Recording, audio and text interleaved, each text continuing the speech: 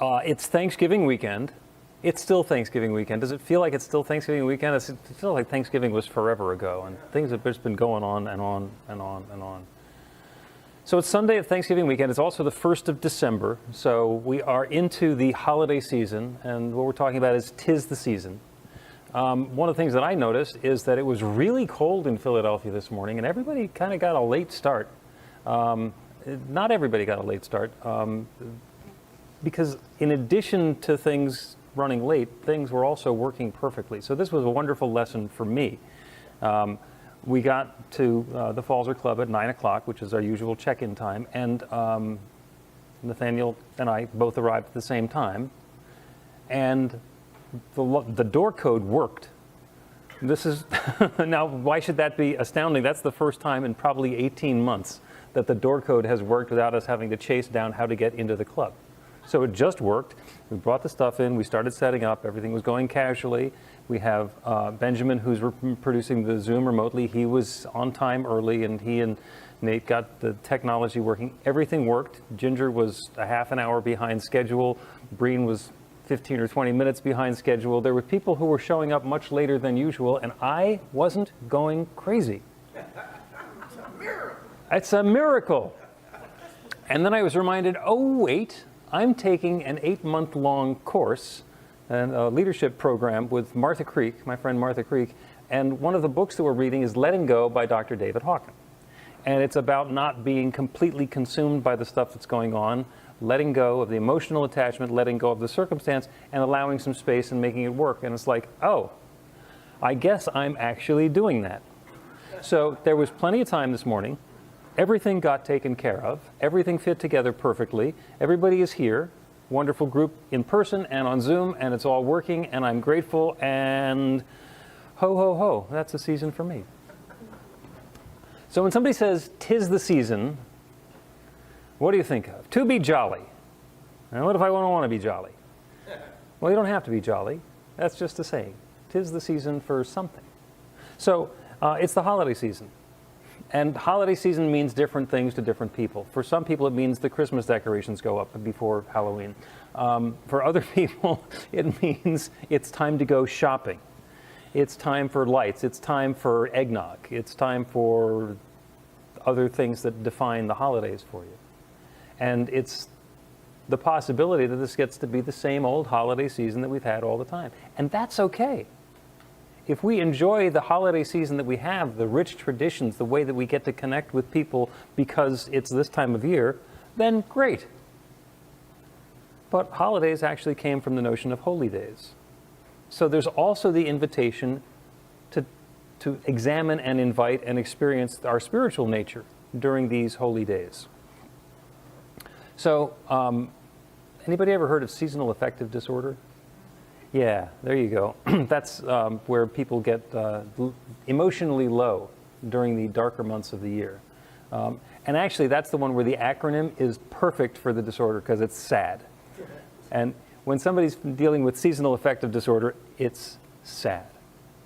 And the way that you deal with seasonal affective disorder is with lights. The best way is to get a special light that shines on you, and then it reduces that. Have you noticed that there's lots of decorations with lights this time of year? Yeah. Okay, 'tis the season. So maybe there was something going on with seasonal affective disorder before there was a name for it, and people were dealing with it by putting up lights anyway. And it's not just the practicality that it's much easier to enjoy the lights when it's dark at this time of year than it is for the 4th of July, when you'd have to stay up until 11 o'clock at night to appreciate the lights. So maybe there's something holy in there for you. Maybe there is a reminder when you see the lights. It's not just, oh, that's something that's going to help me deal with a medical, psychological issue. Maybe there's something spiritual, something holy about that, about being able to see the lights, about being surrounded by the lights, and find joy in the lights. Now, some of my neighbors have lovely displays of holiday lights around their house. It's festive and it's charming and it's great, and they've got little kids. And other people, it's like they went out of their way to see who could be the most garish. There are some over-the-top decorations in my neighborhood. And it's possible to be judgmental about that And it's also possible to say, they're doing their thing. I can enjoy the lights at the house next to theirs and move on. Visually just move on. Maybe 'tis the season for shopping. Anybody hear that it was Black Friday a couple days ago? And Small Business Saturday yesterday? And take a day off for church? I don't know if today has a name for it, but tomorrow is Cyber Monday, and then Tuesday is Giving Tuesday. And it's a whole bunch of opportunities for there to be a celebration of giving and receiving, or ways for merchants to get into our wallets. It's, whatever is going on, if you want to participate in that, if that fills you, if that feeds you, if that makes you, be uplifted, then you can do that. My wife went to Kohl's on Black Friday. She said, "You want to go?" And I said, "Under no circumstances." When I think of all the things that I could do that would be fun on the day after Thanksgiving, that didn't even come close to the list. She went. It's exactly what she needed. So what 'tis your season? 'Tis the season for what for you? Because you don't need to let somebody else describe it or define it or explain it or have it. We can have eggnog. We can have holiday cookies. We can have all of the festive things of the season that we've always had. We can put up the lights, and we put up the Christmas tree, or put out the Hanukkah candles, do whatever it is that we do to celebrate the season. Or we can do something different. And we can do something different. It is possible to go through the same motions and have a different personal experience. So here's my challenge to you. What you going to do to make it holy, to make the holy days holy, to take this holiday season and make it as good as anyone in the past has ever been, and even better. So you can do the shopping and the buying. You can do the giving and the getting. You can do the wrapping and the cooking. And you can do it because those are the activities that you're involved in on a regular basis, or you can do exactly those same things and bring something different to it. What happens if I say a practical prayer before I start the wrapping or the shopping or the cooking? What happens if I set the intention for this to be an expression of love, a divine opportunity for creativity to unfold itself in a new and different way? We know what happens when you do that. You're cooking the same thing that you've always been cooking, or baking the same cookies you've always been baking, and something occurs to you after you do the prayer, let me try this. And then it's like, this is the best ever. Well, that's what happens when we partner with the infant. That's what happens when we allow ourselves to get bigger than what we've been before and invite in something different. It is possible that that old recipe could become something transformed and new, and it might be just a little something. It could be an accident. Oh, I let that cook longer than I usually do, and it simmered down, and it was great. Everybody who came over said, "This is the best I've ever had."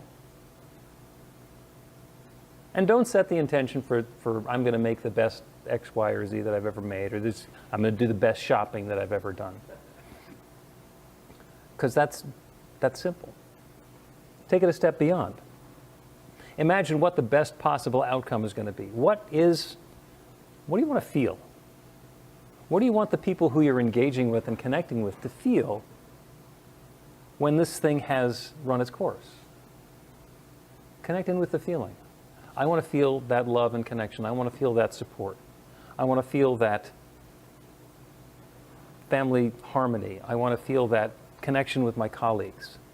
I want to feel that feeling of successfully completing this project, of sharing this gift of a painting or an eggnog or a trip to the Kohl's. How do you want to feel as all of that comes together? And I don't want to spoil a surprise for anybody, but at the end of 'Tis the Season is going to be the big ball dropping thing, and then all of the personal self-recrimination. Oh, I'm sorry, the New Year's resolutions. That's what we call that one. And if you love New Year's resolutions, if you love getting to that part of the year and say, okay, I get a new calendar, it starts off at 1/1 again, and I get to make something brand new, great. And if you're the sort of person who gets to New Year's and says, oh my God, I've had too much of this and too much of that and not enough of this and not enough of that, and I'm going to define my life by what I've had too much of or not enough of, and I'm going to try and get myself back into balance, then that's a clue. It's 12/1 today. Maybe do something different for the next month. Maybe set yourself up to be in that place of harmony and balance. Get a running start on your New Year's resolution. Set the intention now for how you want to feel on the first of the year, and how you want to feel when we get to spring, how you want to feel when we get to summer. What is it that you're inviting in? If this were the best, if this season were the best ever, what would that be for you? How would that feel for you? How would that look for you?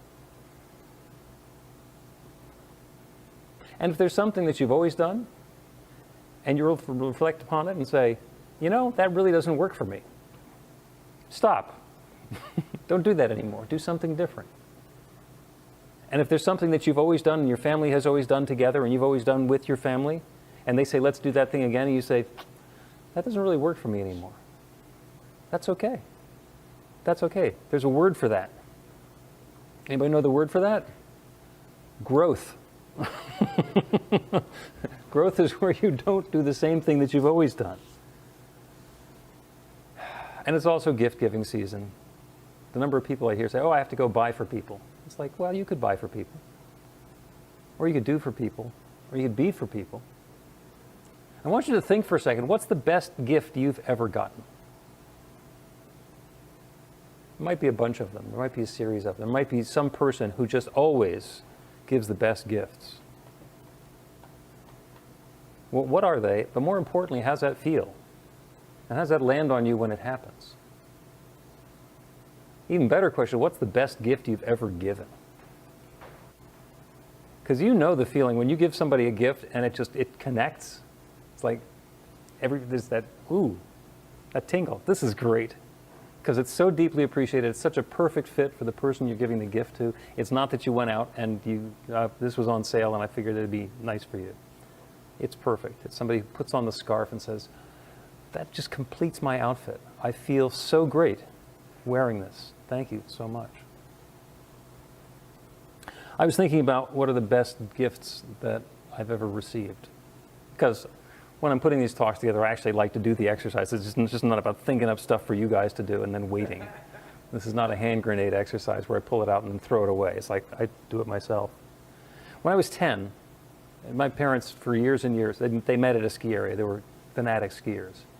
And their big trip every year was to go to Europe skiing, because they could ski powder slopes in the Alps and in Austria and things like that. And they would go for a week or so and have a great time. My father's a great photographer, would come back with slides. And it was, you know, the slide stories. And there's a stocking stuffer. The year that I was 10, both my brother and I got the same stocking stuffer. In our family, we tore open the presents and had the stuff and played. And second thought, we would go see what's in the stocking. And each of us got an airplane ticket because we got invited to go to Austria for 10 days of skiing. And that was the first time on powder snow. That time was the best gift ever. That was pretty spectacular. And then I was thinking later, what was the best gift? And there have been a bunch of them that have really resonated. And one that came to my mind, which really surprised me, is when my grandparents got married, a friend of theirs did a needlepoint for their wedding, with their names and their wedding date and so forth. And then somebody else many years later did the same design for my parents. So they had those both in the dining room in the house where I grew up. And after Dina and I got married, a dear friend made one for us. And that's the sort of thing that was so thoughtful. There was such an awareness and a connection that Helga went and made this needlepoint for us because she knew that there was a lot of history behind that, and it'd be a wonderful thing. So the best gift that you've ever been given, the best gift that you've ever received, might be something as simple as a needlepoint that you put a bunch of time and effort and energy into. That's not a big thing to go out and shop for. The cool thing was that she got a frame that was the same kind of frame that the other two were in, which was awesome. And then there's the opportunity to give a gift, to be present for somebody, to understand what's going to connect and land with them. And I think one of the favorite gifts that I've ever given was, and I managed to do this twice, which was awesome. And it happened to be birthday gifts. So our daughter Victoria wanted a bicycle. And so for her birthday, we opened up the presents and did the stuff around the house, and it was all wonderful. And I would casually say something like, oh, can you go back onto the deck and get my X, Y, or Z? And she would go out there, and there's a bicycle. It's like, she's, oh my God. And I managed to do this twice. Once when she was really little, and once when she was getting into her teen years. And just the second time was the best, because she knew, and she had no clue ahead of time that was what was going on. The bike had been parked there for an hour. And just the connection of, oh my goodness, here's this thing that I wanted, that they thought of, that they had for me, and it's a complete surprise for me. And the second time it was great because she knew that she had fallen for the same trick previously. So now it was turning into a family tradition. 'Tis the season to